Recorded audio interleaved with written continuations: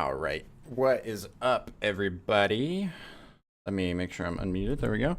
We're good. We're hanging. I'm going to walk y'all through how I created the animation for blinding lights. I'm going to go ahead and play it real quick for y'all. Give me just a second. Make sure there's no audio in there, because I don't want this thing getting copyright stricken immediately. But anyway, we're going to walk through the design and animation for this fella. Microphone, deep sea mines, chopping an orange, camera, sunglasses, martini glasses. This thing's got all sorts of different stuff going on in it. But anyway, let's go ahead and start walking through it, shall we? If I head over to my Illustrator, you will see all of the different, frames that I've got here. So same process as before. I ended up writing out a big list of just things that I thought of whenever I listened to the song. I also took some time to watch through the music video to sort of generally understand what I could use for a color palette for this that would tie in nicely.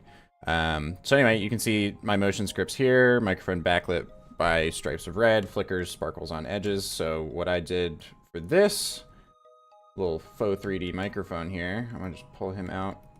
Two rectangles that are rounded slightly, and then you've got essentially two other rounded rectangles with a bunch of like pill shapes inside of them that I cut out of the actual shape. So each of these has a slightly different gradient on each of them, which helps like give contrast from the background piece here. And then some of them I decided to keep just fills so that you've got it looking like this light from the background is going through the microphone somehow. But it's pretty simple. It's just a little trick of the eye, just putting these rounded rectangles next to each other with some different gradients. And the gradients, I, like every project, create a little color palette here where I then create a bunch of different gradients that I think that I'll use throughout the project so that I can just eyedrop them as needed. But anyway, that's what we got there. All these guys are just circles set to pucker and bloat. Well, more pucker. At negative 99%, so you get these nice, really tiny little offshoots here, and then I just sort of place this around. So anyway, just some rectangles was pretty much all we got here, rounded and unrounded, but there you go. Then, I don't know why I decided to do this to myself. I could have made something a lot simpler, but I wanted to do a deep sea mine that would explode, so I found some reference footage. Slow-mo guys have great reference for underwater explosions so that I can understand like what the mechanics would actually be in animation. But all this guy is, let me grab this little front piece that I've got. It's a circle cut in half with two different gradients on it, and then a bunch of circles in front, and then some rounded rectangles positioned around the outside with,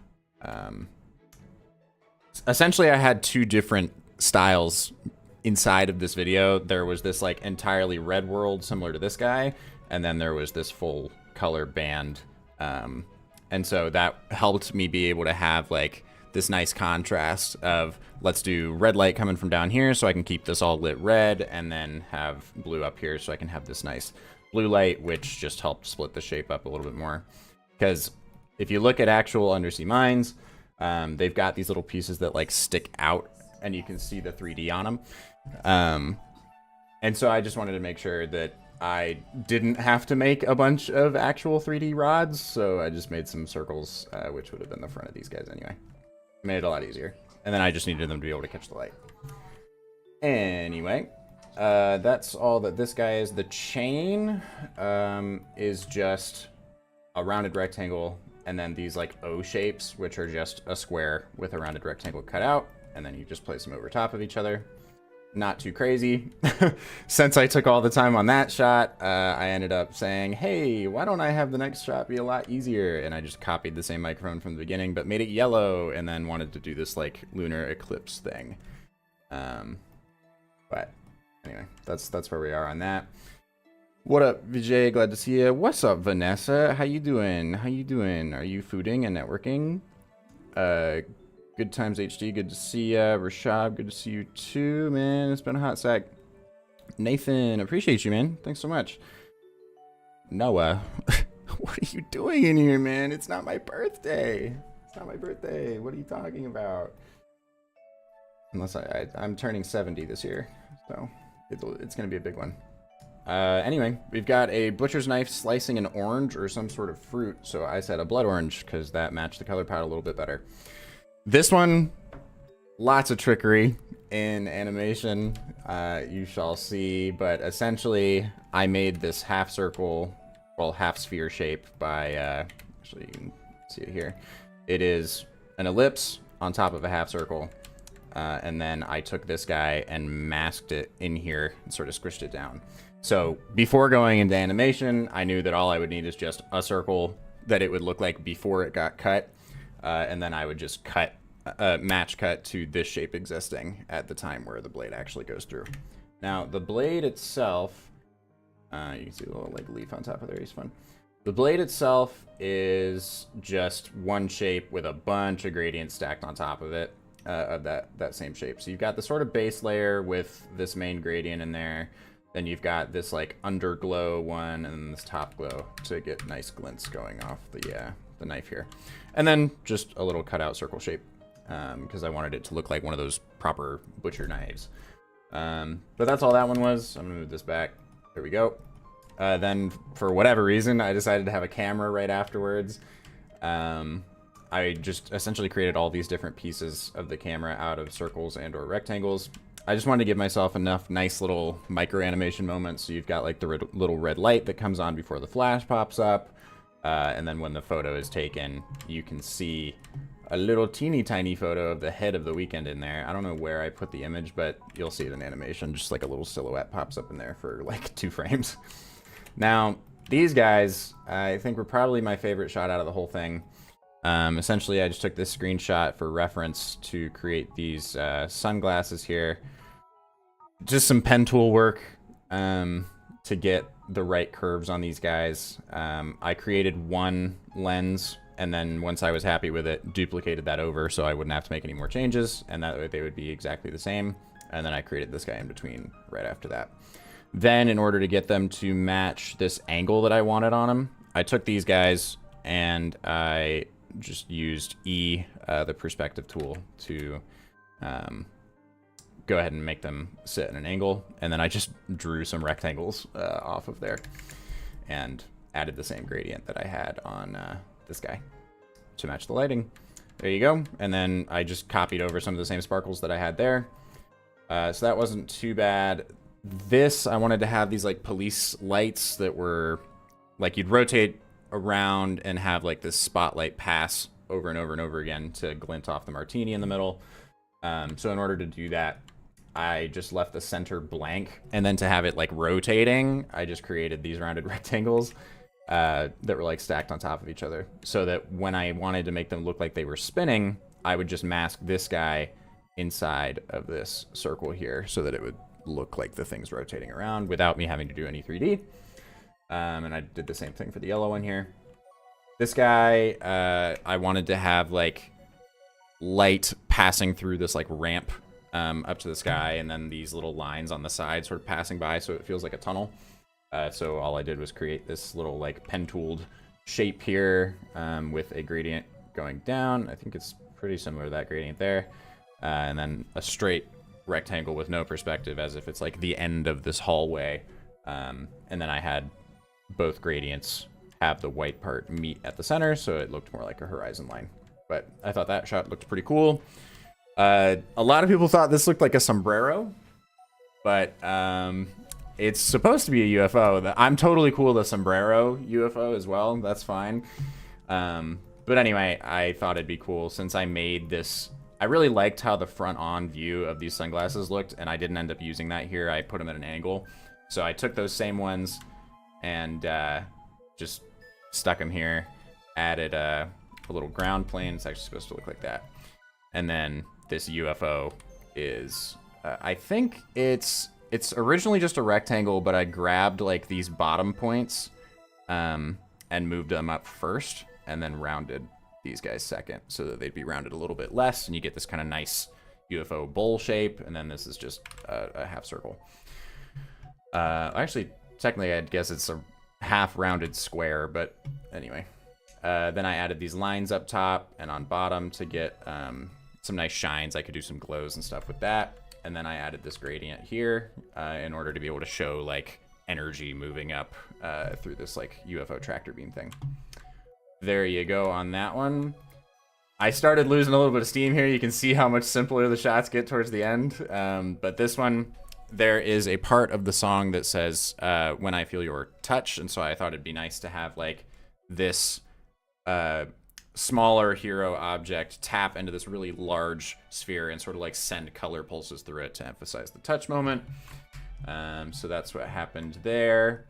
Then I made this fun lighter with sparks on it. The sparks I was going to do in After Effects by just using CC ball action and just spraying out some particles and stuff. And for the fire, I didn't want to have to do any like turbulent displace or anything like that. So I just created 2 fire shapes that I would swap between on hold keyframes. I'll show you that in a second. And then the lighter is just different layers of gradients stacked on top of these rounded rectangles here. Plus this little spiky guy, which I made out of a circle, then going up to effect zigzag and just adding some zigs and zags, as they say. This last guy, little car speed dash, is pretty easy. It's just 3 huge circles here to sort of emulate this dash general shape. And then I've got another smaller circle for the speedometer, then a smaller circle for the middle of a speedometer, and then all of the different little dashes on the edge, which are just paths. So there you go. There's all the illustration. Not too crazy. Most of them anyway. Some of them I really set up a challenge for myself in After Effects, but let's go ahead and go to that now, shall we? So like I say in all these streams, if I'm just animating by myself, I like to try to keep everything inside of one comp, just so that I can easily reference things if I need to. Let me actually hide some of this stuff so we can get more of the layers here. So anyway, we've got the microphone is all just one layer. I didn't do any like fancy colorama through there or anything. It's on there for such a short amount of time, and it's like flickering on and off that I didn't think it would be worth it to do a bunch of micro animation. But you get this sort of like bow 3D rotation by me taking this front shape here and just scaling it to the side. So there's no actual 3D going on there. It's just this front rectangle squishing over a little bit to the side to sort of reveal this piece back here. The sparkles themselves are pretty simple. Again, they're just circles with pucker and bloat on them, set to negative 99%. Then they scale up, do a little like poof, like a little pulse like that to just like say, hey, I'm here, do a little entrance, take some attention. And then they have rotation on them, so they sort of like just spin off as they appear. And then there's deep glow on there to do some exposure flashes so that it feels a little bit more organic and not like the light is just exactly the same the whole time. Copied those over once I had the keyframes because there's no position keyframes on it, so you can just drag it over wherever. It's like I effectively already pre-comped it without having to do any actual pre-comps. Everything else in the shot here, these rectangles back here, they're just moving on position and scale. That's it. There we go. This scales back, goes forward. These guys were the hardest thing out of the entire video for sure. I'm not great at emulating because I work in this very much like geometric style. Creating any sort of like organic effects like explosions or water or those sorts of things are like not really my forte. But I took a stab at it knowing that I could explore a little bit here. So let's go into one of these mine layers and see what happens.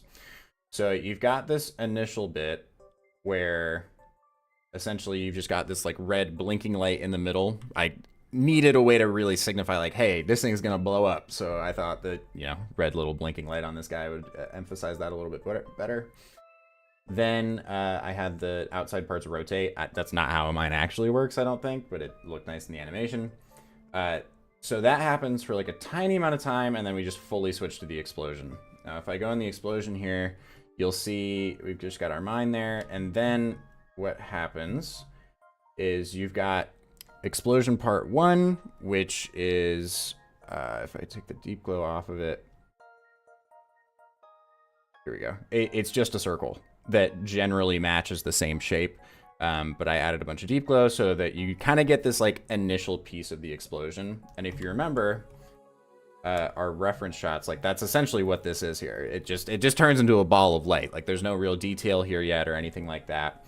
But let's go back over to After Effects. That's existing for one frame, and that's it. And afterwards, you get something that's got a little bit more detail for it. You need like more of this, more contrast in like the hotter and cooler parts of the fireball itself. A little bit of texture there. So in order to do that, I essentially have the same thing. It's just that same orange shape with a bunch of deep glow on it, but I added turbulent displace, which is very important. In order to get it kind of like wiggling around like this, so it felt more like how when an explosion happens underwater, it pushes the water away, but then the water pushes it back in and compresses it. So you get this kind of like wavy explosion. So I added turbulent displace for that. Then there's Colorama on here, which I'll explain in a second. Fractal noise just adds black and white, well, noise around the entire thing. And so with a nice black and white gradient, you can add Colorama, which will assign different colors to those black and white values. And so you can see in here under this set of colors, I essentially just picked a bunch of explosion-y colors and then cycled them through this black and white. So you've sort of got this boiling changing of colors while this thing is kind of just turbulent displacing around.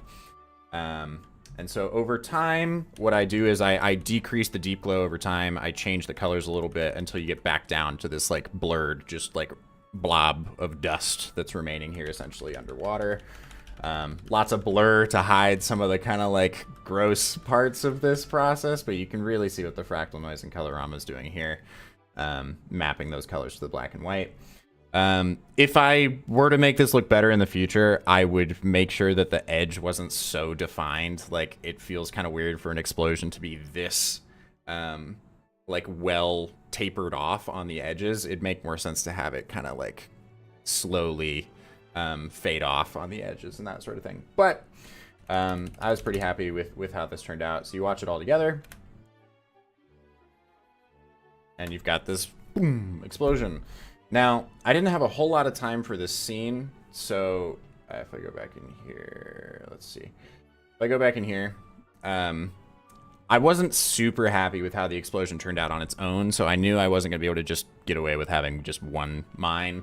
And so what I ended up doing was just layering them on. Some of them were more blurred than others in order to add this sort of depth in here, and then you sort of just cascade them off, so you get bang, bang, bang, bang, which helped make it feel like there was just more going on in the scene without me having to do a whole lot of extra work. What up, Garrett? Good to see you. Joe, glad to see you as well. Your style and way of teaching is so unique and systematic. Thank you so much. Caesar says your gradient work is amazing. Thank you very much, Caesar. I appreciate ya. Anyway, we've got lots of different mines in here. It was pretty difficult to figure out during the moment. I easily spent like an hour just on this one shot, which is not, that's very unusual for me.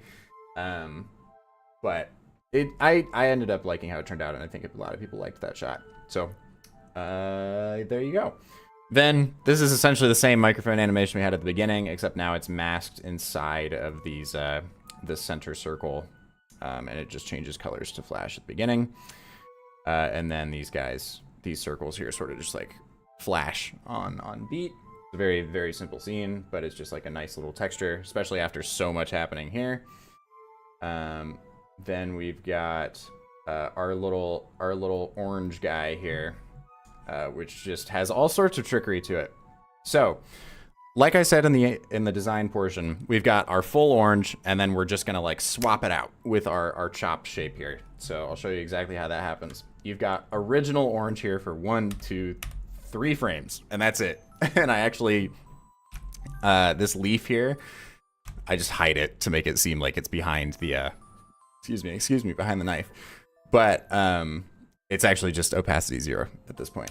So anyway, what happens here after those 3 frames is just that half orange exists. It's just there, and all that's going on with this is it's just that half circle we already saw with the like meat of the fruit masked or parented to the top, and it just expands like this.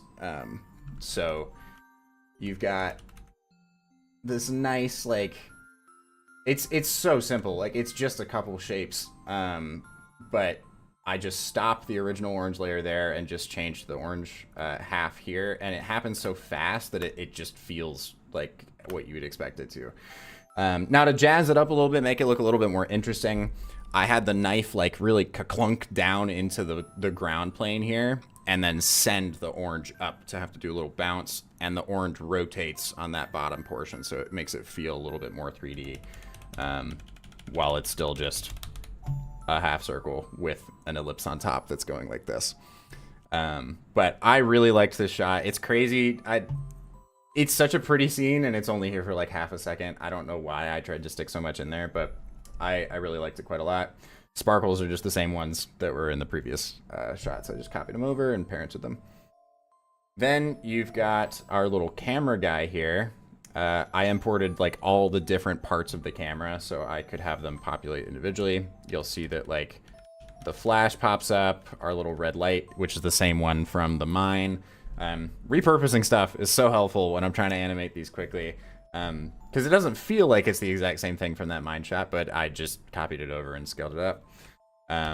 Anyway, effectively, you've just got different pieces of this this camera offset doing different animations. So the base level thing to get some movement in the shot was adding colorama to this this back layer here. So I just put a white to black gradient, and then colorama masks those colors through there.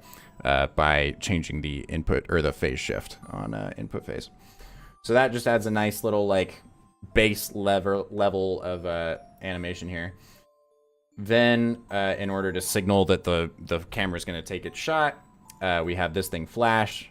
The flash itself pops up, and then you can see anticipation coming by this like center of the camera expanding out. It's getting so big, so big, so big, and then flash. Take the picture, and then we've got like just a little side photo of the Weeknd in there, and then these other buttons and stuff sort of like go up and back down with a little bit of like bounce or something just to emphasize the movement there, and then the whole thing's just dragged up off the screen. Now these sunglasses, very, very simple. Keep in mind these are all 2D shapes, so I couldn't like spin these around or do anything crazy with my original plan anyway. And so to get this done as quickly as possible, I just separated out the lens layers from everything else and did the same colorama trick on them. So there's colorama on this background layer to send the colors through in a certain direction, and then there's colorama on these lenses, and those two combined make it feel like you're seeing the reflection of the background in these glasses. And I mean, really all I'm doing here is just, I put all the sunglass shapes on a null, dragged them up, and then just drag it back down off the screen. It's one of my favorite shots of the entire thing. But it was really, really simple. I just kept adding these extra sparkles and things because the scene was so long. But it's really just like a nice moment to breathe after having that many scenes in a row of different things going on. But that was pretty much it. I had them rotate slightly on that null as well, like all of the shapes for the sunglasses. But it's a pretty simple shot. Let's see. I kind of already explained this one here, but these sirens back here, or the siren lights, I've effectively got two cones of light, which are just gradients, pointing at this martini in the middle. And then whenever I saw a black portion of our like circles going through there, I would just turn off the light and then turn it back on whenever there was a red or a white or a yellow shape going through there. So it's basically just like, essentially everything in this shot is completely still except for those circles that we saw in Illustrator. These guys down here, just like sliding through the center of those guys. Everything else is just like a little bit of colorama on like the middle, like the liquid in this martini glass, and then everything else is attached to a null to like scale everything back. That's it. Then we've got this guy. Like I said, it's a bunch of lines on the sides to sort of make it look like a hallway. Those, I animated one of the lines. Let me actually find it. So it does this color change on hold keyframes. It does a little bounce on the stroke width at the beginning to just like add some emphasis. And then exposure with deep glow, so that you've got this nice like cascading glow going back towards the center. And then these two shapes here, I bet you can guess it by now, are just shapes with colorama going through them as black and white gradients. And I just have them sort of like go back in the same direction, so it draws us up towards the transition that we'll make here. Then we've got our lovely little sombrero UFO.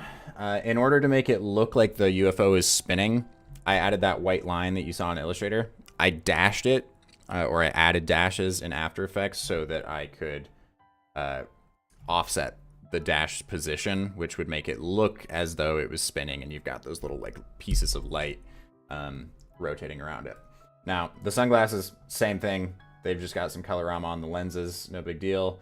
And then this shape here that's sort of beaming them up, I just did some path animation on it. So it originally starts much closer to a rectangle, and then I drag these these anchor points out here while it's doing its colorama thing.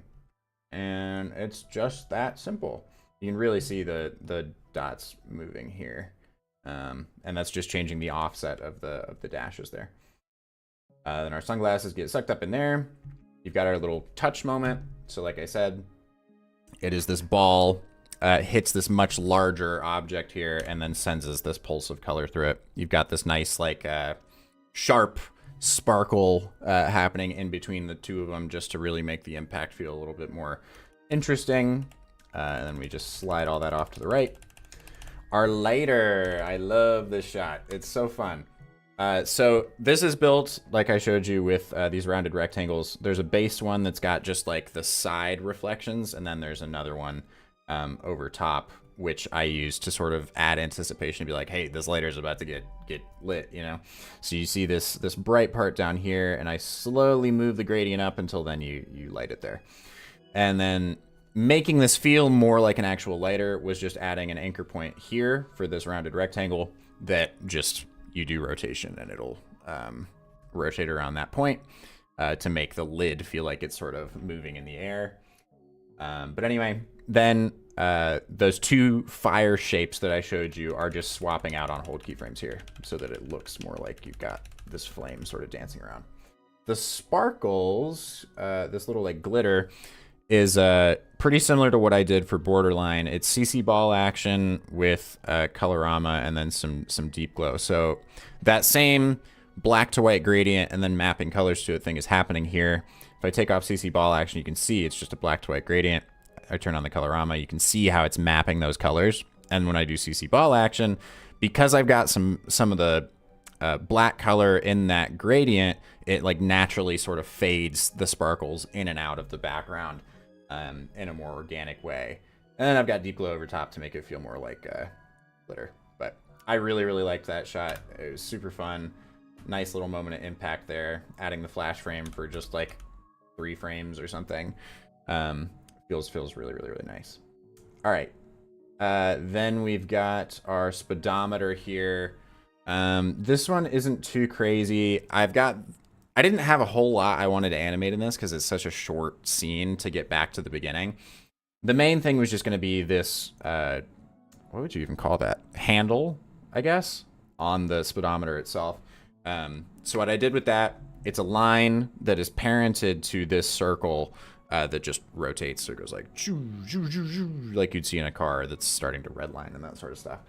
And in order to emphasize that movement, I had the dashes of the speedometer appear as it's moving past, so you get this nice like glow trail on these guys that moves over following the actual handle there.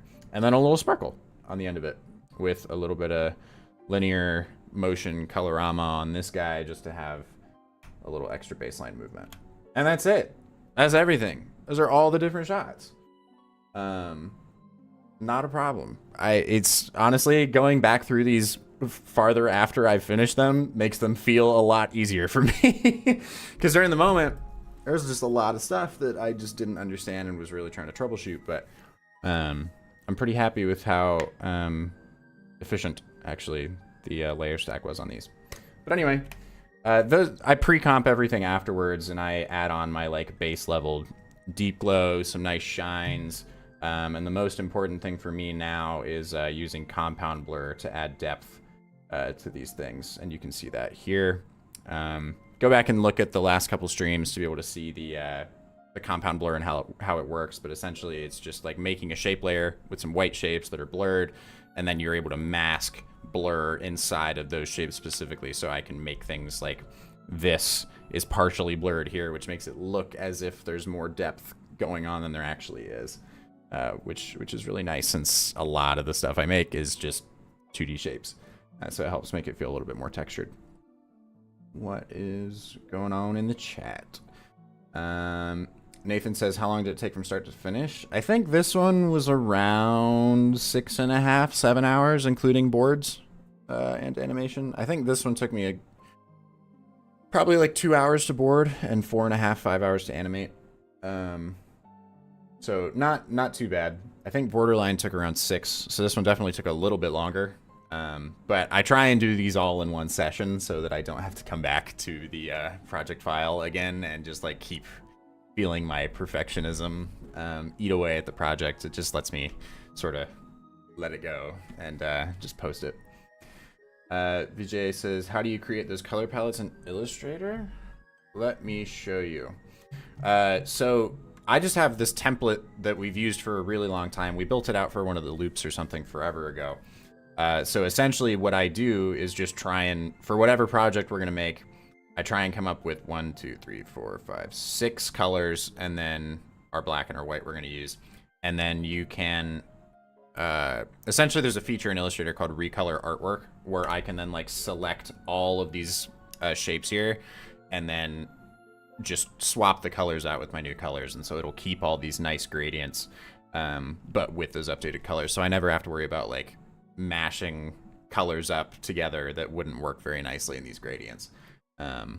So that's generally how we do it. And then I always just import this into my After Effects and just let it sit in the top corner. So there you go. Nathan says, thought you were going to say 6 to 7 days. No, I've gotten pretty quick at these over the years. I think the longest I've ever made one of these was on a stream. It took me like 12 hours straight or something like that. Maybe 10 hours. I can't remember. But it's on here somewhere on this channel. Yeah, that one was a doozy.